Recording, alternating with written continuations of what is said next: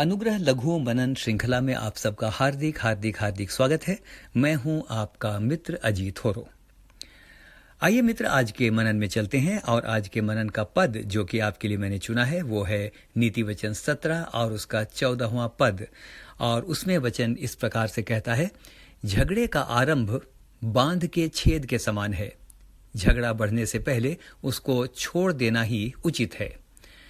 मित्र, आपने सुना होगा कि किसी बांध में यदि कोई छोटा सा छेद हो जाए, वहां से पानी रिसता रहे और बहुत समय तक यदि उसे ठीक ना किया जाए तो वही छेद बड़ा होकर अंत में बांध को तोड़ देता है और ये भयंकर विनाश का कारण हो सकता है। अक्सर जब झगड़ा होता है तो बहुत छोटी छोटी बातों पर होता है। बात इतनी छोटी होती है कि बाद में पता चलता है कि जिस बात पर हम झगड़ रहे थे वो तो निरी मूर्खता थी। एक और बड़ी दिलचस्प बात है, आपको बताऊं कि अक्सर कुछ समय के बाद वो बात याद भी नहीं रहती कि किस कारण झगड़ा हुआ था।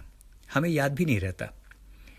राह चलते हुए, बाजार में, बसों में सफर करते हुए, रेलगाड़ी में लोगों से बहस हो जाया करती है, लेकिन यदि उसे वहीं पर छोड़ दिया जाए तो बुद्धिमानी है। लेकिन यदि क्रोध में आकर उसे बढ़ा दिया जाए तो वो इतना विकराल रूप धारण कर लेता है कि ये हत्या जैसे अपराधों को भी जन्म दे सकता है। आइए आगे सुनते हैं। पति पत्नी के बीच बात यदि बढ़ती चली जाए तो बात अलगाव और तलाक तक पहुंच जाती है। और ऐसा इसलिए होता है कि कोई चुप रहने को तैयार ही नहीं है। इन बातों का यदि मनोविश्लेषण करें, मनोविज्ञान के दृष्टिकोण से देखें तो पता चलेगा कि झगड़े का मुख्य कारण अहंकार या ईगो है। ईगो, आपने ईगो शब्द को सुना होगा। झगड़े का कारण अहंकार या ईगो है, हठ या जिद है, स्वयं को श्रेष्ठ समझने की भावना है। ऐसा इसलिए होता है कि हम एक दूसरे को स्वयं से निकृष्ट या तुच्छ समझते हैं और सोचते हैं कि हम ही ठीक हैं, दुनिया में कोई और ठीक है ही नहीं, ओनली आई एम राइट। नीति वचन 12 और उसके 16 में देखिए वचन क्या कहता है, बड़े ध्यान से सुनिएगा। यहां लिखा है, मूढ़ की रिस उसी दिन प्रकट हो जाती है, वरन मैं तो कहूंगा उसी वक्त। वो दिन भी नहीं लगाता, उसी समय। वचन को पूरा पढ़ता हूं, नीति वचन 12 उसका 16। मूढ़ की रिस उसी दिन प्रकट हो जाती है, लेकिन चतुर अपमान को छिपा रखता है। मित्र, मूर्ख का मन या मूढ़ का मन ना उबलता रहता है, खदबद करता है। किसको क्या बोलूं, क्या बुरा और क्या भला कहूं, ढूंढ ढूंढ करके कहां से मैं यानी कीड़े निकालूं और कुछ बोलूं। तो मूर्ख का मन उबलता रहता है। वो सोचता है मैं क्यों दबूं। वो बात का बतंगड़ बनाता है। अगर आप किसी बात को कहें भी, नम्रता से भी अगर आप कहें तो दांत पीस कर जवाब देता है और परिणाम ये होता है कि झगड़ा बढ़ता चला जाता है। हाल में मैंने अभी कुछ सफल विवाहित जोड़ों का इंटरव्यू लिया था और पूछा कि इतने लंबे समय तक आप प्रेम से कैसे रह सके। उनका जवाब था, हमने पहले ही दिन यह निर्णय किया था कि यदि एक गुस्से में बोलेगा तो दूसरा चुप रहेगा, झगड़ा बढ़ेगा ही नहीं। मेरे मित्र, इसलिए राजा सुलेमान, जो कि दुनिया का सबसे बुद्धिमान शख्स है, उसने ये सलाह दी कि झगड़े को छोड़ देना ही अच्छा है। लेकिन सवाल खड़ा होता है कि छोड़ा कैसे जाए। कोई बकवास कर रहा है तो कोई चुप कैसे रहे। ये भी ख्याल आ सकता है कि वो लगातार बकवास करता रहे, क्या हम भी कम है सुनाने में, हम भी सुनाते हैं और झगड़ा बढ़ता चला जाता है।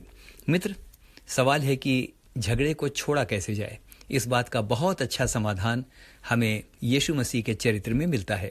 आइए यीशु मसीह के उदाहरण को देखें जो हमारे लिए एक उदाहरण है।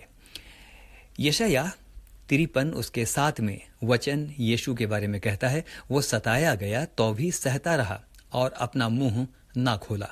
आइए अब इस बात पर विचार करें। सवाल है, क्या यीशु लोगों को जवाब नहीं दे सकता था?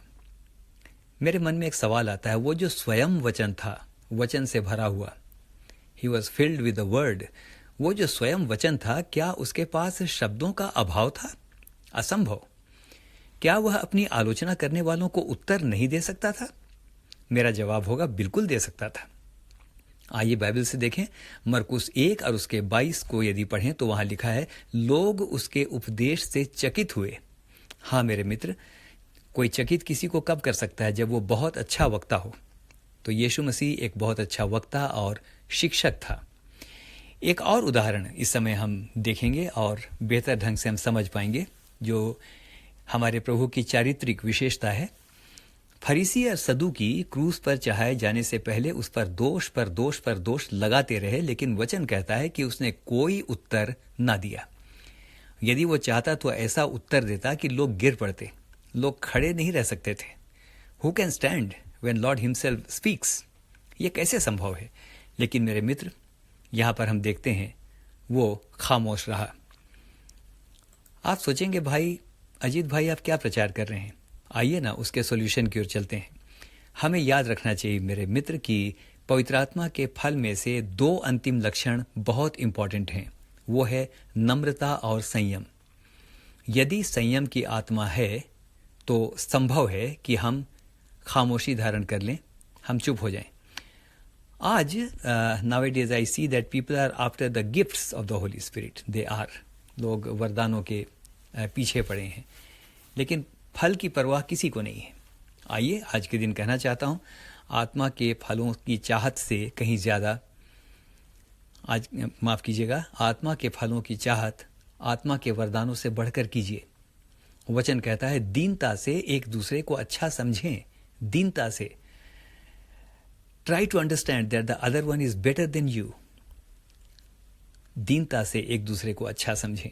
फिलिपियों 2 और 3 में ऐसा लिखा है, और मैं गारंटी देता हूं ऐसा करेंगे तो झगड़े बंद हो जाएंगे। पर फिर से सवाल उठता है, तो क्या करें? क्या चुप रहें? कोई भी कुछ भी कहता रहे तो हम कुछ ना कहें?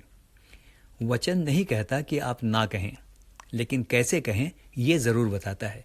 कुलुसियों 4 और उसके 6 में वचन इस प्रकार से कहता है, तुम्हारा वचन सदा अनुग्रह सहित और सलोना हो, अनुग्रह सहित। और लिखा है सदा, ये नहीं कि कभी कभी।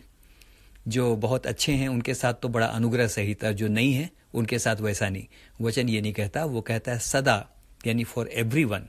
तुम्हारा वचन सदा अनुग्रह सहित और सलोना हो कि तुम्हें हर मनुष्य को उचित रीति से उत्तर देना आ जाए।